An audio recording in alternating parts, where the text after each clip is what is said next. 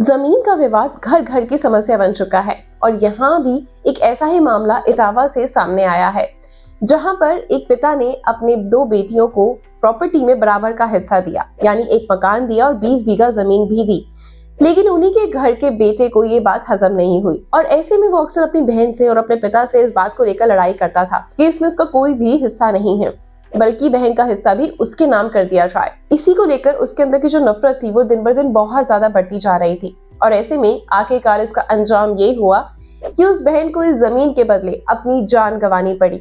और खाली उस बहन को नहीं, बल्कि उसकी 3 साल की बेटी की भी इन सब विवाद में जान चली गई। एक भाई ही अपनी ही बहन के खून का प्यासा बन गया और आखिरकार अपनी बहन और भांजी को मौत के घाट उतार दिया। क्या है पूरा मामला, डालते हैं इस रिपोर्ट पे पूरी नजर। और आपका क्या कहना है इस बारे में कि आज के समय में जो चीजें हो रही हैं वो क्या सही है?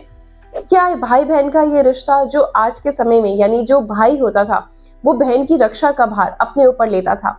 राखी का पवित्र रिश्ता इसलिए निभाया जाता है ना, और भाई इसलिए मांगा जाता है ना, पेरेंट्स मांगते हैं ना कि हमारा एक लड़का हो ताकि वो हमें आगे जो है हमारी जो जनरेशन को आगे बढ़ाए, अपने छोटे भाई बहन का ख्याल रखे, हमारे जाने के बाद बाप होने का फर्ज निभाए। लेकिन आजकल के समय में कोई किसी का नहीं है।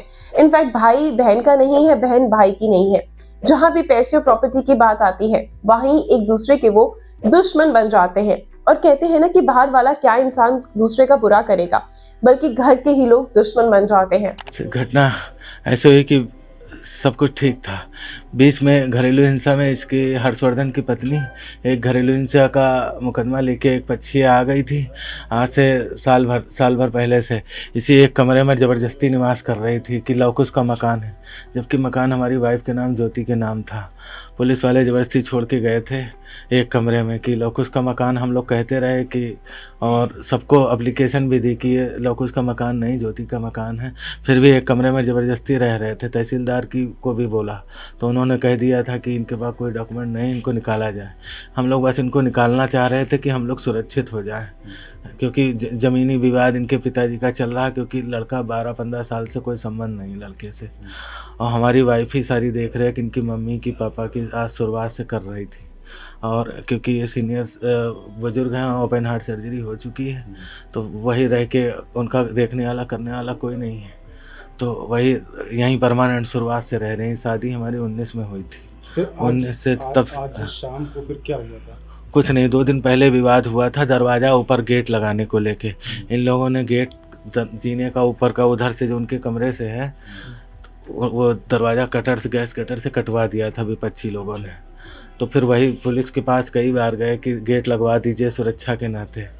गेट नहीं लग पा रहा था, तो वही उसी का फिर ज़बरदस्ती उस दिन उन्होंने कहा गेट लगवाएंगे, तो वही बहस हुई तो डायल 100 आ गई थी। आज कुछ नहीं था, कोई विवाद नहीं था, सब शांति से थे। वो अपने कमरे में रहते थे, हम लोग इधर नीचे ऊपर रहते हैं। वो एक कमरे तक सीमित थे। बस अचानक मैं लैपटॉप पे काम कर रहा था। हमारी बेटी खरगोश आज लेके आई थी मम्मी के साथ अपनी, तो वो अपने खरगोश के साथ खेल रही थी। फिर क्या हुआ? एकदम खरगोश के साथ खेल रही थी, कुछ नहीं हुआ। फिर तब तक उनके दोनों लड़के आ गए, मेरे ऊपर बंदूक से फायर कर दिया। हर्षवर्धन यहाँ कट्टा लिए हुए थे, वो मेरी वाइफ के ऊपर गोली उन्होंने चलाई। तब तक मैंने उनको दोनों लड़कों को धक्का देके मैं बाहर रोड पे जाके गिरा जाके, और मैंने सोचा पुलिस किसी को बुलाएं, किसी के 1-2 गोली में हम बचा लेंगे जान, अगर कुछ लग गई हो तो बचा। आपके ऊपर किए थे? हमारे ऊपर एक किया, दूसरा रोड पे किया था। फिलहाल पुलिस ने भाई को गिरफ्तार कर लिया है। अब देखते हैं कि आगे ये मामला कहां तक जाएगा और क्या इस केस में सुनवाई की जाएगी, क्या फैसला आता है, क्या उसे सजा दी जाती है। ये सब चीजें आगे आनी बाकी है। अभी आप पुलिस की जुबानी ही सुनिए कि वो क्या बता रहे हैं इस पूरे केस के बारे में। देखिए, आज रात में करीब 9:30 बजे के आसपास, 9:30 पौने 10 के आसपास, और ये फ्रेंड्स कॉलोनी थाना पड़ता है जनपद इटावा, और इसमें मेहरा चुंगी पड़ती है। इसमें ये सूचना मिली है कि एक भाई बहन, सगे भाई बहन इसी में रहते थे, और पिता इनके एक्स CMO रिटायर्ड हैं जैसा कि बताया गया है, और उनके 3 संतान हैं, 2 बेटियां 1 बेटा है, और उन्होंने बेटियों को भी अपना जो है यहाँ पर प्रॉपर्टी दे रखी थी। इनकी शादी हो गई थी, जो मृतका हैं लखनऊ में सीतापुर रोड पे शादी हुई थी 2019 में, और लेकिन ये यहीं पर रहती थी अपने मायके में ही, और पिता की जो प्रॉपर्टी थी उसमें इनका बेटा भी रहता था, उनकी बेटी भी रहती थी, मतलब दोनों सगी भाई बहन नहीं रहते थे, और उनके बच्चे भी साथ में ही रहते थे। तो आज 9:30 बजे, 9:45 बजे उनके भाई पर, जो हर्षवर्धन चौहान है, पर आरोप लगा है कि उन्होंने जो है अपनी बहन पर अपने परिवार सहित कुछ और लोगों के साथ आए थे और फायर किया, जिससे जो है उनकी ज्योति की मौके पर ही मृत्यु हो गई है, तथा उनकी बेटी जो 3 साल की है वो अस्पताल में उसकी मृत्यु हो गई है इलाज के दौरान। तो दोनों की मृत्यु हुई है इसमें, और इसमें हर्षवर्धन को गिरफ्तार कर लिया गया जो सगा भाई उनका है, और अन्य विधिक कार्रवाई जो है इसमें जैसा कि एप्लीकेशन ले करके उसमें एफआईआर दर्ज करके सख्त से सख्त कार्रवाई सुनिश्चित की जा रही है। आपके मौके पे आए, क्या वजह बताई जा रही है अभी तक?